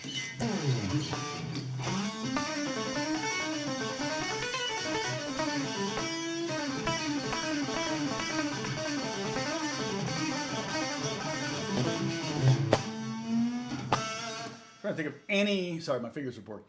I'm trying to think if there's any gigging, touring stories. I have gig stories. I think I've told some of those.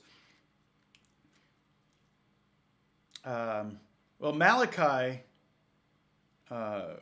we used to do this thing called the Malachi Freeze. That was the top 40 band we had. And don't ask me why it was called Malachi. Well, I know why it was called Malachi.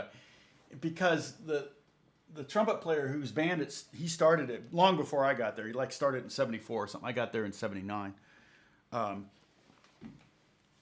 I think he was a Genesis fan, and so he thought, Genesis is a cool name. That's the first book in the Bible. How about the last book of the Bible? That would be a good name for a band. And it was a funk band. I mean, we did when I first joined the band, we were doing deep cuts of Earth, Wind, and Fire and Commodores before they had any big hits. Flying High was one of the songs we did.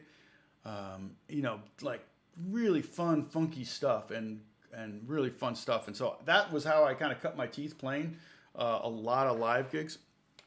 And they would do this thing called Gooch, one of the lead singers. He also played guitar, and I learned a lot from him. And he would do this thing called the Malachi freeze. And so what would happen is we'd be playing some funk song, we'd be jamming, and now I got to go to a clean sound. Let's see if I can find. Let's see.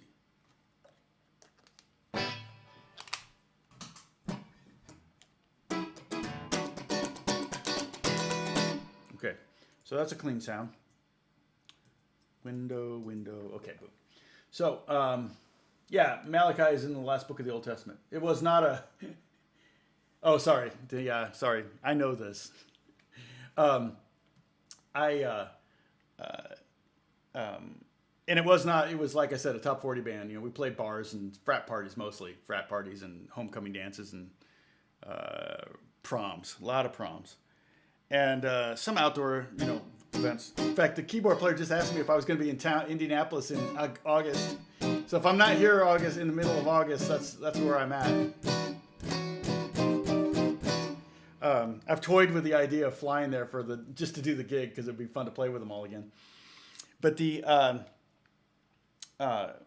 so Gooch would do this thing. Malachi says freeze, and what would happen is we'd be playing them, and he'd go, Malachi says freeze, and the band would freeze, and the dancers, the goal was, well, he would sell it, you know, like, okay, I want you to freeze, you know, don't move, and then the drummer would hit 4. And it was a great exercise because you had, you know, the tempo's in your head. You just played the song, but we're not playing to click or anything like that. The drummer would go pop, boom. That's all you needed. Pop, boom. You go right back in the groove, and the whole band was playing again. And then Gooch would say, I'm touching my face here. Hold on a second. Take a drink. Gooch would say, Malachi says, you know, or no, this time when I say freeze, I want you to stand on one foot. And no, I don't have another Tate story. Sorry. I think I told both of those. But anyway, so Gooch says, you know, the thinking is here, you know, we're playing at a frat party, so you got a lot of drunk college kids, and a lot of them are on tables. And we saw a lot of things happen, you know, a lot of accidents, a lot of people falling, and, you know, stuff like that. It's funny when you're in a room full of drunk people. I never drank, so it was like, yeah, I don't need to drink. I'm entertained here, you know, just watching all y'alls. So Gooch would say, Malachi says freeze, and the band would stop, and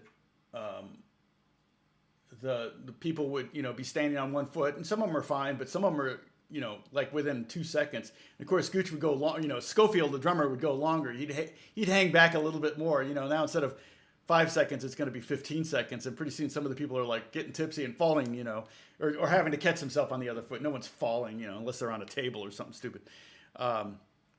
So then Schofield goes pop, and we're back in. Right. And then Gooch would make up something. He'd say, now I have a certified check for $1,000 for anyone who can freeze with both feet in the air, right? So, you know, it's like, and then Malachi says freeze, and then we'd stop. And then people, you know, all these drunk people are like jumping up in the air, and they're like not suspending, and they're going, dang it, I didn't win that $1,000, you know? And then Schofield would go pop, and then the band would start back up. Well, so that was normally, you know, like I said, we did a lot of frat parties. We did riverboat dances. Those were pretty funny because I remember one time I fell off stage because the boat docked, and I was taking a solo. And oftentimes when I would solo, I would kind of cross my legs and like I had to go to the bathroom or something. I would just stand there. And so my center of gravity was very narrow, and we hit the dock just in the middle of my solo, and I fell off the stage. Fortunately, the stage was about 4 feet up, but I fell to the right, and I could have fallen 4 feet to the wood floor, the dance floor, but instead I fell even with the stage and landed on all the cases for all the gear. And I kept playing. But, so I wasn't hurt at all. I probably was, but I don't remember back then. You know, it was like, I was 20 maybe, you know, so... but we usually played at frat party. Well, one time we get called to play at Culver Military Academy, and we had played there. That was my first gig with them. This was a couple years later. We played there, and this was a school that was a military school, boys' military school, and that had been recently integrated with girls. So it was about a 5-to-1 boy to girl ratio at the school, and it was high school kids, high school, like 9th grade through 12th grade, and we were playing this gig, and we're playing the funk song, and it's really, the guys aren't dancing. These are high school kids, Indiana. It's rural Indiana at that, but most of these kids are from Chicago or Indianapolis or Detroit, Cleveland. They're from the big cities, most of them. And because you're there all year round. And so we're playing whatever song it was, a funk song, and Gooch says, Malachi says freeze. And everybody, he preps it saying freeze when we say it. Everybody freezes. And of course, the one of the sound men has one of those giant flashlights, with the 15 D cells in it or whatever.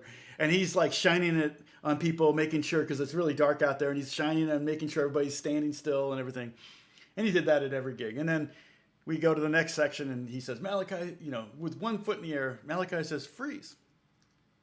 And of course, all the kids, all the girls, it's all girls out there, and they all do it. And so we get to the next one, and nobody's drinking. This is a military school, and they're in high school. There's no alcohol out there, but it doesn't matter. Gooch is in it on a roll, and he's just like, he's laughing, and we're having fun, and it's a pretty casual gig as far as that goes. We're just having a good time.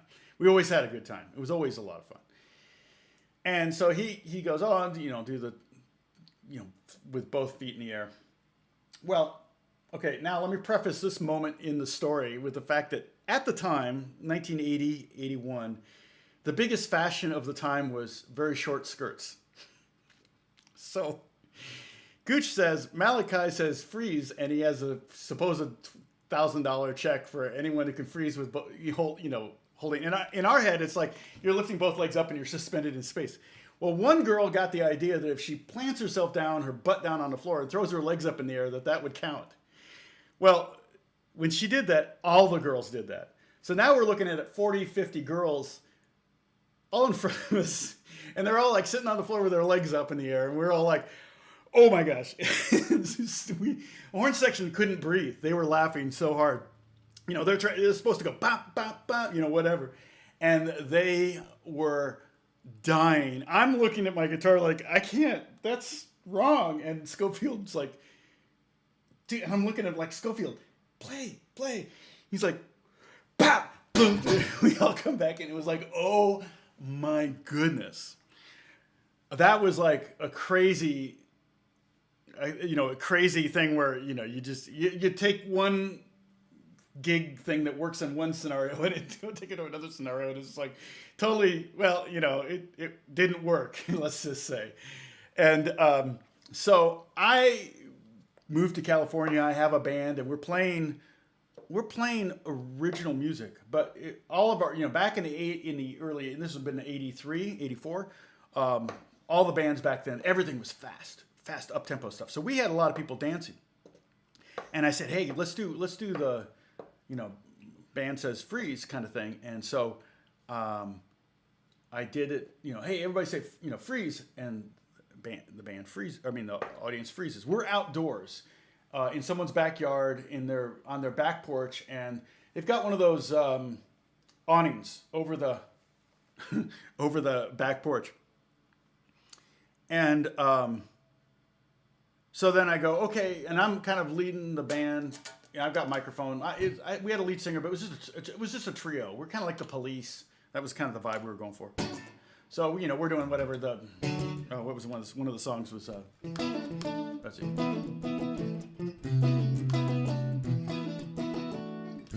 What was it? It was like that kind.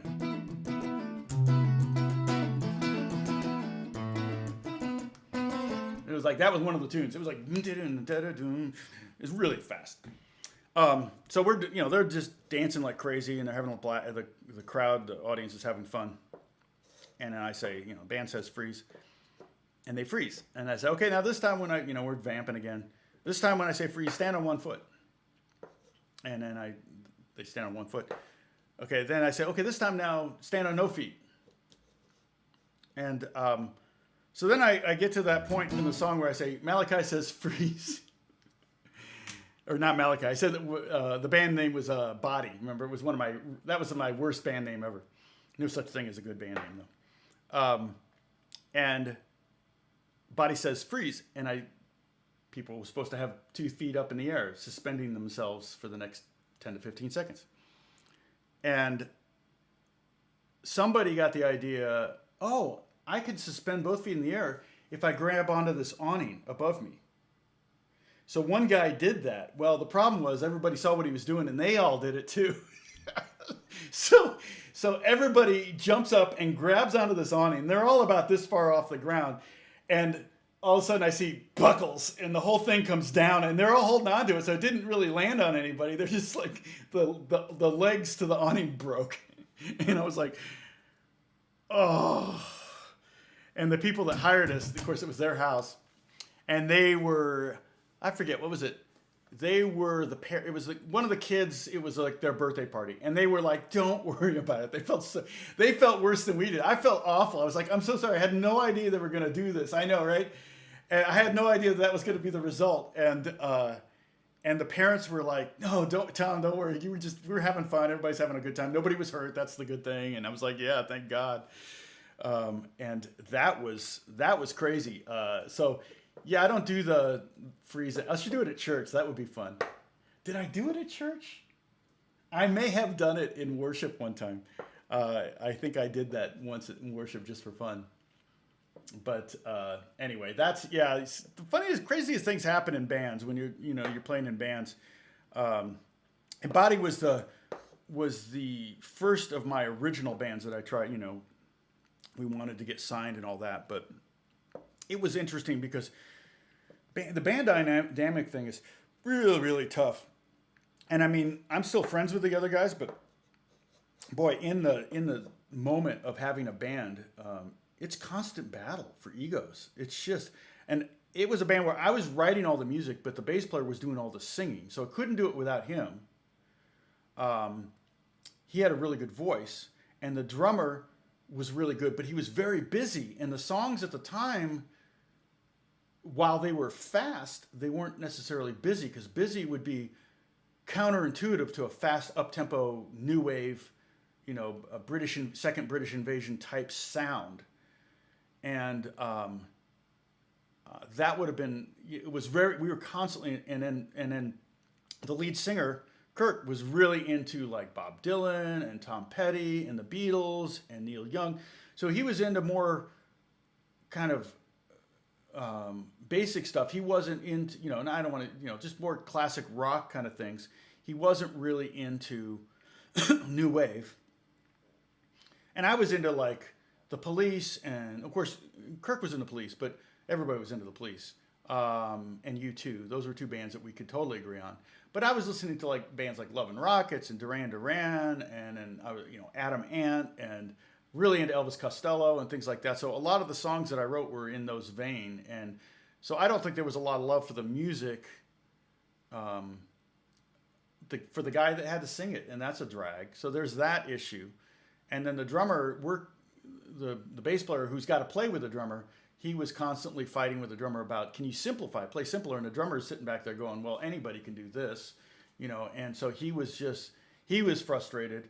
So it's interesting, but you kind of, when you're doing original music, you really have to serve the song. And if the song is good, and I would never claim that I wrote a single good song in that band, but we certainly would get crowds going. And I did, a lot of times when I wrote the music, I was thinking of the audience when I wrote it. I didn't want songs that were boring. I opted for shorter rather than longer songs. I made sure there were lots of, a couple sections or whatever, changes, things like that. I also sometimes would make sure that there was some kind of what I would call maybe a shout chorus where people could join in if they wanted to, or they could easily learn what we were doing and sing along with us, even if they'd never heard the song before, which is always the case when you're playing original music at a club you've never played at. So it was very, very, very tough. And it was a very, very crazy scene in LA at that time. There were so many bands. When you were playing in, like, talk about Madame Wong's, where my Strat got stolen the first time we played. It got stolen the second time we played there, and I never played there again. But the first time, they gave us like, okay, we'll give you a Tuesday at 11 o'clock, and if you can get 25 people in, we'll give you a Wednesday at 10 o'clock. But then you have to get 50 people in, then we'll give you a Thursday at 9 o'clock. And then if you get 100 people in, we'll give you a Friday. It was that kind of thing. It wasn't pay to play, but boy, if you didn't get people in, and how do you get, of course, fortunately we were young, right? So, we're 21, 22, 23, 24 years old, so all our friends are young, and they can stay out till midnight, no problem. I had one friend, God bless him, he was at every one of our shows. He came to every one of our shows. And that's a true friend right there. I mean, gosh. And he just loved it, though. He loved getting out. It was an excuse for him to get out. He was very artistic. In fact, he works for Jimmy Kimmel. He's a graphic designer for Jimmy Kimmel. Been working for him forever. Very talented artist. But he really liked the scene and liked coming out. And it was a lot of fun. And like I said, it was a fun scene. It wasn't debauchery or anything like that. It was just fun because you were getting to play your own music. But then... I think if the music had been a lot more to the liking of the bass player, singer, then the group would have stuck around a little bit longer. But the thing was, the bass player got engaged, and his fiance was like, you need to spend more time with me, because he was working, got a real job during the day. And my nose itches. And so, that's just, it's really, and that was a 3-piece. I can't imagine keeping a 4 or 5-piece band together very long. Now, the bass player... played with me in another band with my wife, and so they had another band, Rumors of War, where it was a Christian band doing churches and youth events and things like that. And that was not a bad thing, because it was much more musically, it was much more his style. The other guitar player became very good friends with him, and my wife was the lead singer, and I played lead guitar, and it was much more in the genre that everybody kind of agreed on. And again, I was doing almost all the writing. I think if we had 10 songs on a record, I would have written 8 of them, and Brad would have written 2. The other guitar player wrote 2. And he wrote great songs, but I just was much more prolific than he was. It's funny because years ago, then Beth and I did our own record, and yes, it's hard. Shout is definitely, clap your hands now, Shout. Yeah, Shout is definitely one of the songs I did with Malachi. You make me want to shout. That may have been the one we actually did the Malachi Says Freeze on, now that I think about it, from Animal House. And I did that with my Top 40 band too, because it was one where that if you did it at a party, you would get people up and on their feet. And then you could go and do one of your songs and they would probably stay on their feet. Not always, but sometimes. But then when Beth and I we had our own band, and again, another bad band named Porch. But it was like, the name was because I wanted to sound like porch music, and we're just sitting on the porch singing. And so it was much more acoustic, alternative, country alternative kind of vibe. And I wrote a song called Friends. And Brad called me about, we hadn't played together in a few years, and Brad calls me, he goes, I wrote a song today and I was loving it. He goes, I love this new song he wrote. It was some song. And I realized that, wait, that's Tom's song. He was just playing my song with my words and melody, and he changed the groove. But he just started writing and he started singing the song, and he was like, where did this come from? And it came from me. So he called me up and he sang it to me, and it was funny. And then we did a gig when they moved from Laguna Beach back to Chicago. We did a going away party, and we got up and did a bunch of songs, and that was one of the songs we did. And it was fun because he just it's on my Facebook page somewhere, but he just really and the girl singer in his group really liked that song. She was like, oh, I really love your songs, Tom, so it was pretty fun. But yeah, your bands are definitely hard to hold together. The ego thing,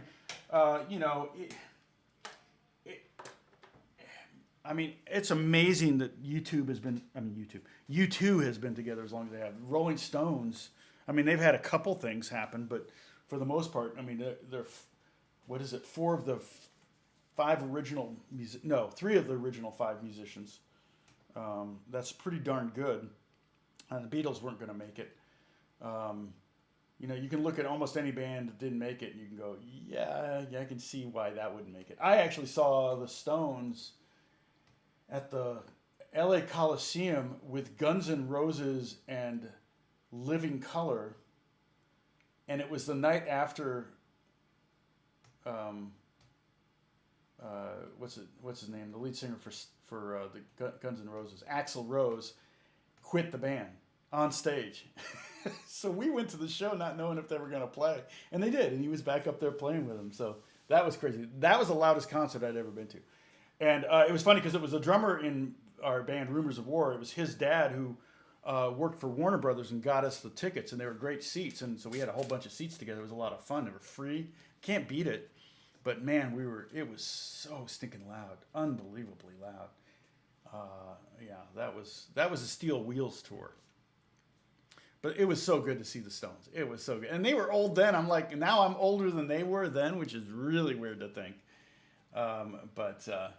Yeah, we should talk about your favorite shows. I'm not a big concert goer. You know, I've talked about this before. I get a little antsy in the audience. I'm like, if they're bad, I want to get up there and do it better. If they're really good, I want to go home and practice. I don't know if anyone can relate to that, but it's like I just get real antsy when I'm in the audience. So I prefer to be, you know, there's a fire somewhere. I smell smoke. I prefer to be up on stage. So I don't know. Anyway, that's just me. Let's see. Yeah, Sid, and also who just passed away? Peter Green from Fleetwood Mac. I didn't realize that he wrote Black Magic Woman.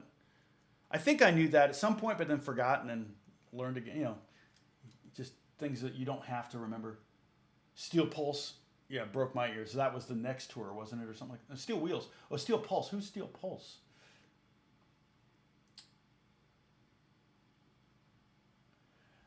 And then, yeah, Sid Barrett from Pink Floyd. He went insane, though. I think that's what happened with Peter Green, too. Peter Green quit it. I just read a Rolling Stone article about him. Posthumously written article. And it was, he was 23, I think, when he quit Fleetwood Mac. I love the story about how Mick Fleetwood found Lindsey Buckingham and Stevie Nicks, who were brilliant, and that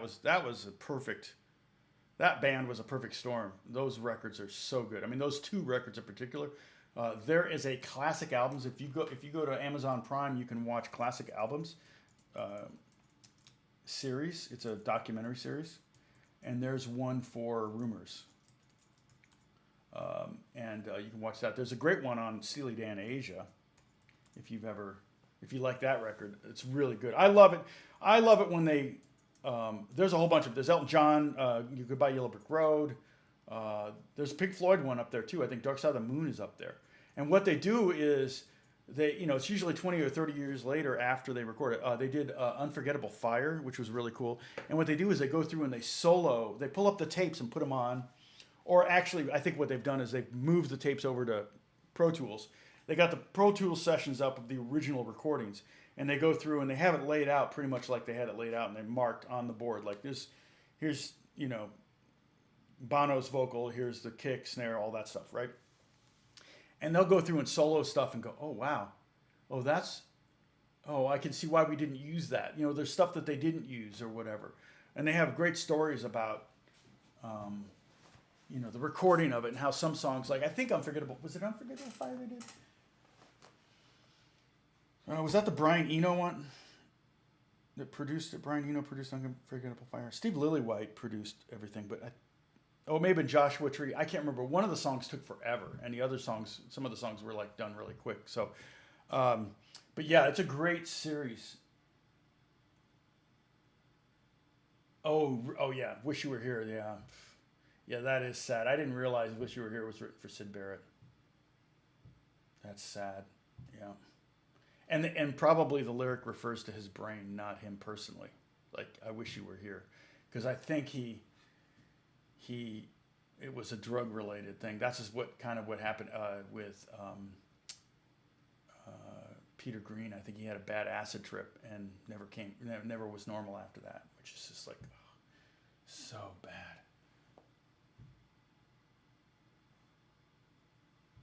bad. Use the AM pin in the song. I have a friend that tours with David Gilmour, Stevie D, drummer, great drummer. Stevie D. D is in Stanislaw. That's his last name, but they just call him Stevie D. He's such a great drummer. Schizophrenia, yeah, and it may have been caused by drugs. It may have just been something that he had a chemical, imbalance that caused it.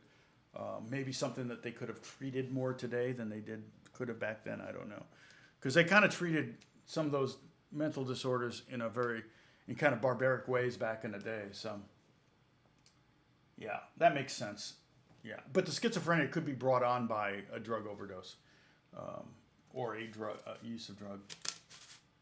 Yeah, so it's so sad. I never got into drugs. I was around it. I remember when I was in Indianapolis at the Vogue, which I don't know if the Vogue still exists. I should look and see. But I was there to see my friend Rick Bennett, who passed away a couple of years ago. Really bummed me out. But he was the guitar player in Roadmaster, which was like the big rock band in Indianapolis when I was growing up. And I went backstage, and there was a guy. Like the green room was kind of down some steps that had a railing, and it was just a concrete box, and it had a table set up where you could get change or whatever. It wasn't like, it's not like green rooms today where you got food and all sorts of crazy. This was bare bones.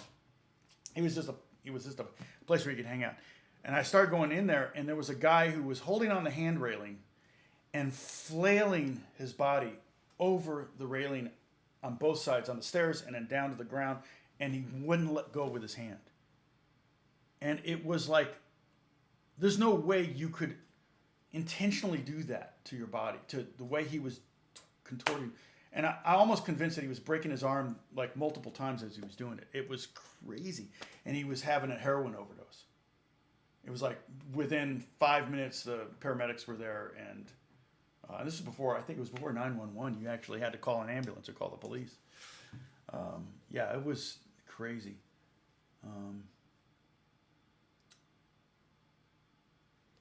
Yeah, it's a bummer. So, yeah, I've never smoked. Like I tell you, I drink a little bit every now and then. Like I'll have like a glass of wine with a really nice dinner. I mean, usually if I'm traveling, sometimes I'll drink more. Like when I went to Louisville to do the Muhammad Ali stuff, they would take us to these bourbon bars, and we're walking there from the hotel, so. And they kept throwing out glasses. Try this, and you're like, okay, they all taste the same to me. This is $60 a glass. I'm like, really, you guys want to spend that much on me? That kind of stuff. And then I remember when we were in Holland, we went to the Hague to have dinner with some friends, and we went to a really, really, really nice French restaurant and just had the chef make us a meal. It was one of those. I've never done that before. It felt like an episode of Anthony Bourdain, and it was so good. And they brought out the meat, every course, and the chef, who was friends with the people we were having dinner with, he would come out and explain what we were eating, and then they had a wine pairing for each course.